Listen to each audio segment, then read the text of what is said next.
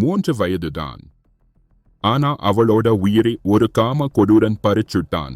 தினமும் அடிச்சுட்டு கடைசில கொலை பண்ணி வச்சிருக்கான். இதெல்லாம் நடக்குது நம்ம தமிழ்நாட்டில தான். வணக்கம் நண்பர்களே, இது உங்கள் பிரைம் பாஸ்டர் நியூஸ். இன்றைய நிகழ்வில் நாம் பார்க்க போகிறோம் 3 வயது சிறுமியின் கொலை. ஒரு கொடூர திருப்பம் என்பதை பற்றி பார்க்க போறோம். சென்னை அருகே நடந்த இந்த சம்பவம் ஒரே குடும்பத்தில் இருந்த சிறுமியின் நரக வாழ்க்கை.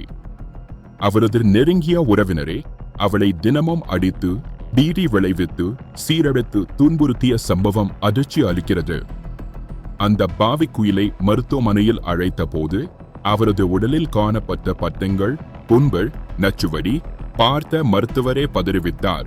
குழந்தையின் மீது நிகழ்ந்த பாலியல் வன்கொடுமையின் அடையாளங்கள் மருத்துவ அறிக்கையால் உறுதிப்படுத்தப்பட்டதும் போலீசார் குற்றவாளியை உடனடியாக கைது செய்தனர். இது ஒரே ஒரு வீட்டில் நடந்த விஷயம் இல்லை, இது ஒரு சமூக கூத்து.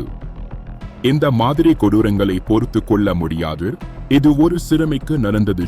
நாளை இது யாருக்கும் நடக்க கூடாதென்றால் நாமெல்லாம் விழிக்கணும். உங்கள் குரல் உயரணும். இந்த வீடியோவை ஷேர் பண்ணுங்க, இந்த செய்தியை பரப்புங்க.